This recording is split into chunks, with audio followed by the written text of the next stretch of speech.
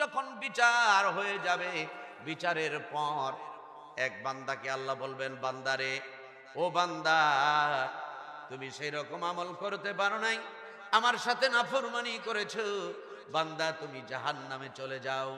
ওই বান্দাকে, দুইটা বান্দাকে আল্লাহ বলবেন, ও বান্দারা, তোমরা দুইজনই জাহান্নামে চলে যাও।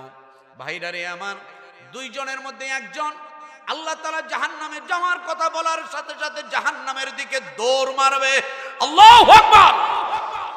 দ্বিতীয় বান্দা কিছু দূর যায়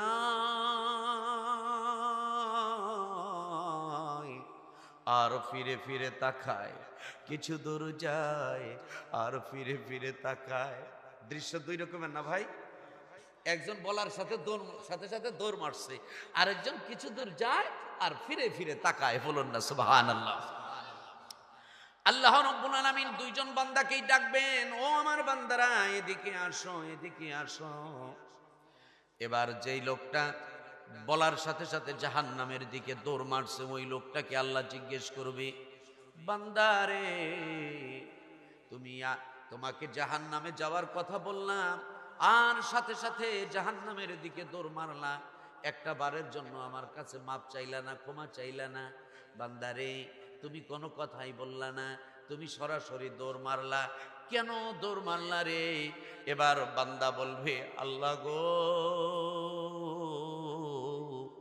জীবনে কোনোদিন ভালো কাজ করি নাই গো আল্লাহ, জীবনে কোনোদিন ভালো কাজ করি নাই, তোমার বিধান মানি নাই, তাই তো আমি জাহান্নামী হয়ে গেছি গো আল্লাহ। ও গো আল্লাহ, আমার সর্বশেষ একটা আশা, একটা বারের জন্য যদি তোমার একটা বিধান পালন করতে পারতাম, একটা বারের জন্য যদি তোমার একটা হুকুম পালন করতে পারতাম, আমার নিজের জীবনকে ধন্য মনে করতাম। তোমার হুকুম পালন করার কোন সুযোগ পাই না, তোমার হুকুম পালন করার কোন সুযোগ পাই না। আজকে হঠাৎ করে, এই সময় হঠাৎ করে বলল আল্লাহ, আল্লাহ বললা, বান্দারে জাহান্নামে চলে যা, তখন আমার সুযোগ হয়ে গেল তোমার হুকুম পালনের জন্য, তাই তো আমি তোমার হুকুম পালন করার জন্য জাহান্নামের দিকে দৌড় দিছি। সুবহানাল্লাহ। ভাইরা রে আমার, ও আমার মুরব্বিরা, ও আমার মা বোনেরা, শোনো রে, শোনো। বান্দাটা যখন এই কথা বলবে, আল্লাহ তাআলার রহমতের দরিয়ায় জশ মেরে যাবে। আল্লাহ রাব্বুল আলামিন বান্দাকে ডাক দিয়ে বলবেন, ও বান্দারে, ও বান্দিরে, আজকে আমার একটা হুকুম পালন করেছো, এই একটা হুকুম পালনকে ওসিলা করে আমি আল্লাহ তাআলা তোমার জীবনের যৌবনের সকল গুনাহগুলারে মাফ করে দিলাম। আল্লাহু আকবার। দ্বিতীয় বান্দাকে আল্লাহ রাব্বুল আলামিন ডাক দিয়ে বলবেন, ও বান্দা, তুমি কিছু দূর যাও, আবার ফিরে ফিরে তাকাও রে বান্দা, কিছু দূর যাও, আবার ফিরে ফিরে তাকাও, কেন তুমি এইরকম করলে রে বান্দা? দ্বিতীয় বান্দা বলবে, মাবুদ, ও মাওলা গো, দুনিয়ার মধ্যে আমরা শুনেছি, বিভিন্ন আলেম ওলামার কাছে শুনেছি, সাধারণ অনেক মানুষের কাছে শুনেছি, তুমি হলাও দয়ার সাগর, তুমি হলাও মায়ার সাগর, তোমার দয়ার কোনো শেষ নাই, তোমার মায়ার কোনো শেষ নাই, তুমি হলাও অসীম ক্ষমাশীল, তোমার ক্ষমার কোনো শেষ নাই। আল্লাহ গো, বারবার তোমার দিকে তাকাই, কিছু দূর যাই আর তোমার দিকে তাকাই। কেন তাকাই গো আল্লাহ শুনো, আমি তোমার দিকে তাকাই, তুমি হয়তো আমার দিকে তাকাইয়া তোমার মায়া লেগে যেতে পারে। বারবার তাকাই এই জন্য আমারে দেখে তোমার মায়া লেগে যেতে পারে। আর যদি তোমার একবার মায়া লেগে যায়, তোমার এক মায়াকে কেন্দ্র করে আমি জাহান্নাম থেকে মুক্ত হয়ে জান্নাতে চলে যাব। আল্লাহ, তাই তো আমি বারবার তোমার দিকে তাকাইছি। বান্দা যখন এই কথা বলবে, আল্লাহর রহমতের দরিয়ায় জশ মেরে যাবে। আমার আল্লাহ তাআলা বান্দাকে ডাক দিয়ে বলবেন, ও বান্দারে, আমার দয়া পাওয়ার আশায়, আমার ক্ষমা পাওয়ার আশায়, আমার অনুগ্রহ পাওয়ার আশায় যে তুই বারবার আমার দিকে তাকাইছস, এই উসিলায় আমি আল্লাহ তাআলা আমার রহমান নামের ইজ্জতের খাতিরে, গফফার নামের ইজ্জতের খাতিরে, কারিম নামের ইজ্জতের খাতিরে, সাত্তার নামের ইজ্জতের খাতিরে, রহিম নামের ইজ্জতের খাতিরে, ওয়াদুদ নামের ইজ্জতের খাতিরে আমি আল্লাহ তাআলা তোর গুনাহগুলোকে মাফ করে দিয়ে তোর জন্য জান্নাতের ফয়সালা করে দিলাম। আল্লাহ মাফ করতে পারে কি পারে না? আওয়াজ দিয়ে বলেন, পারে কি পারে না? তাই যদি হয় তাহলে তোমার ইবাদতের পরিমাণ যদিও কম, কিন্তু তুমি শিরক মুক্ত ইবাদত করেছো, শিরক মুক্ত ইবাদত করেছো। এই শিরক মুক্ত ইবাদত হওয়াকে কেন্দ্র করে আল্লাহ তোমার সব গুনাহ মাফ করে দিয়ে জান্নাতের মেহমান বানায়া দিতে পারে। কি গো ভাই, পারে কি পারে না? সম্মানিত সুধী, শিরক গুনাহ কতটুক জঘন্যতম গুনাহ, যেই জঘন্যতম গুনার পর্যায়টা বোঝানোর জন্য আমি এখন আপনাদের সামনে আল্লাহ তাআলার শিরক গুনার কথা কতবার উল্লেখ করেছেন সেই কথাটা আমি আপনাদের সামনে উপস্থাপন করব। আমার ভাইরা রে, আল্লাহ রাব্বুল আলামিন পবিত্র আল কোরআনুল কারিমে শিরক শব্দটি 4 বার, কয়বার? আওয়াজ দিয়া বলেন, কয়বার? মুশরিক শব্দটি 2 বার, মুশরিকুন শব্দটি 6 বার, মুশরিকিন শব্দটি 33 বার, মুশরিকা শব্দটি 2 বার, মুশরিকাত শব্দটি 3 বার, শারিক শব্দটি 3 বার, সুরাকা শব্দটি 37 বার। তারপরে শিরক এর ক্রিয়াবাচক শব্দটি 80 বার কোরআনে ব্যবহার করেছেন। সর্বমোট আল্লাহ তাআলা শিরক শব্দটা পবিত্র আল কোরআনুল কারিমে 170 বার উল্লেখ করেছেন। এত মারাত্মক গুনাহ যে এই 170 বার উল্লেখ করেছেন। 170 বার উল্লেখ করা মানে হলো বান্দা শিরক কইরো না, কথা কোন ঠিক কিনা? এখন এই শিরক গুনাহ আমরা কেমনে করি? আমরা মুমিনরাও কি শিরক গুনাহ করি নাকি? প্রশ্ন আসে কিনা ভাই? আমরা মুমিনরাও কি শিরক গুনাহ করি কিনা? এই প্রশ্নের উত্তরে আল্লাহ রাব্বুল আলামিন তিনি তার কালামে পাকের মধ্যে বলেন, ওয়ামা ইউমিনু আকতারুহুম বিল্লাহি ইল্লা ওয়া হুম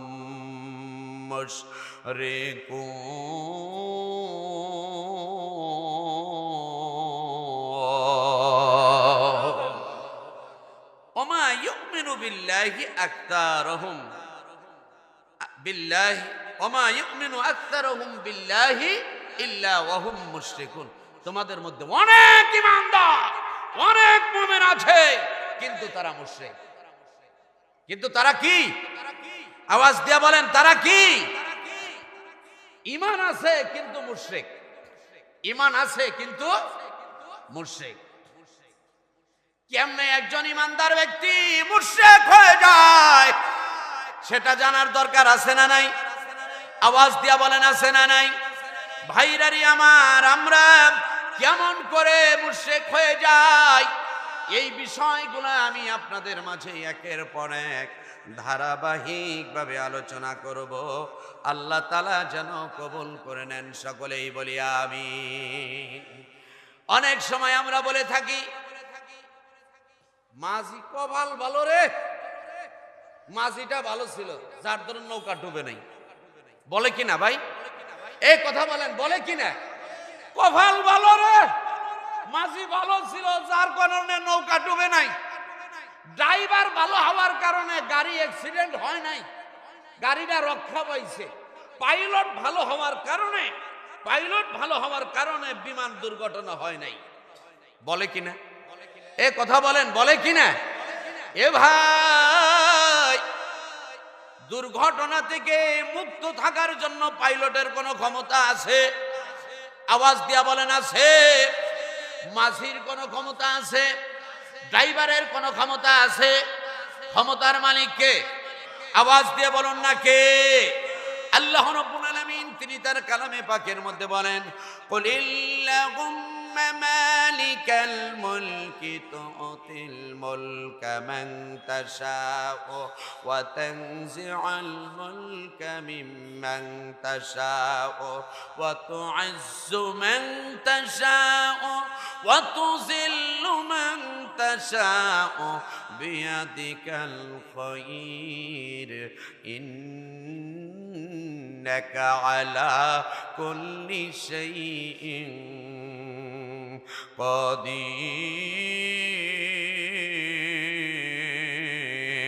কাদির। আল্লাহ রাব্বুল আলামিন বলেন, আমি আল্লাহ ধন দিয়া জন দিয়া ধনী বানাইলাম, আবার তোর মতো কত ধনীকে থালা হাতে রাস্তায় বসাইলাম। কথা কয় না? আমি আল্লাহ জন দিয়া বল দিয়া বলবান বানাইলাম, আবার তোর মতো কত বলবানকে ছোট্ট বলায় বানের ধামা খাওয়ায়া মামু বাড়ি দিল্লি পাঠাইলাম।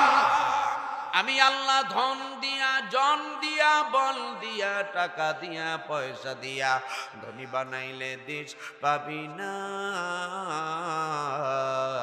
আবার তোর কাছ থেকে কেড়ে নিলে টের পাবি না। নদীর কুল ভাঙ্গে ও কুল গড়ে, এই তো নদীর খেলা, ঠিক কিনা? নদীর কুল ভাঙ্গে অকুল গড়ে, এই তো নদীর খেলা।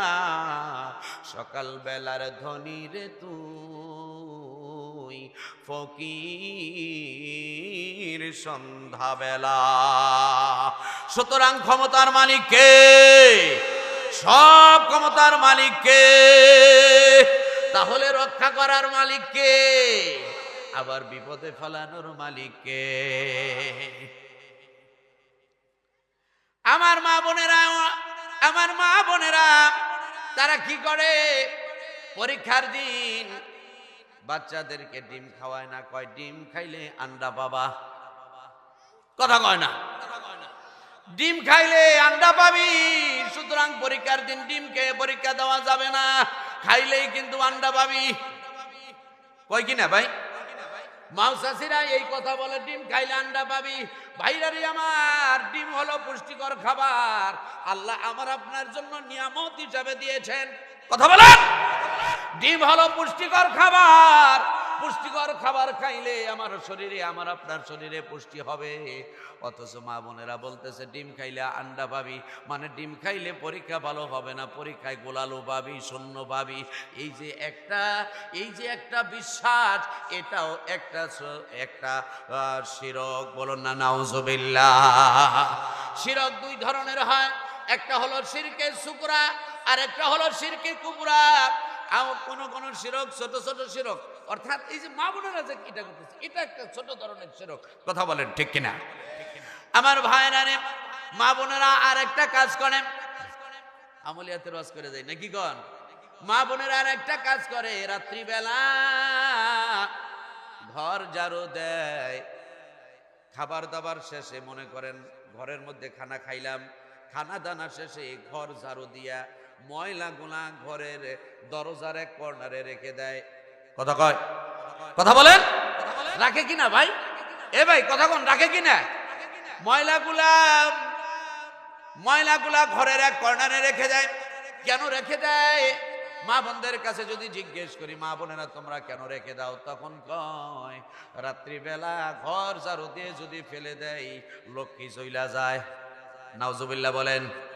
এখানে আরেকটা শিরক হইল, লক্ষ্মী চলে যায়। কি চলে যায়?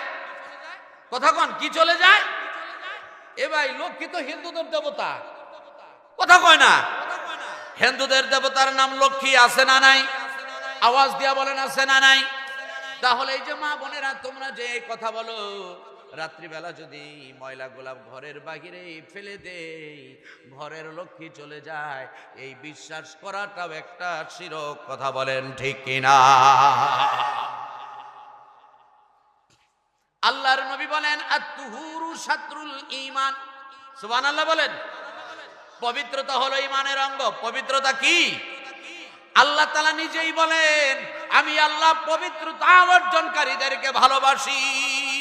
সুবহানাল্লাহ।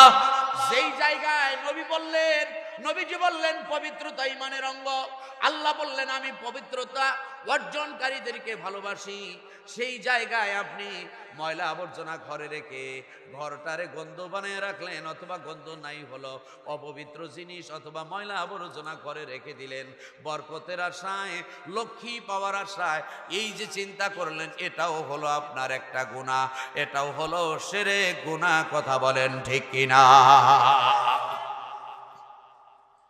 আমার ভাইরা রে, আমরা অনেক সময় বিশেষ করে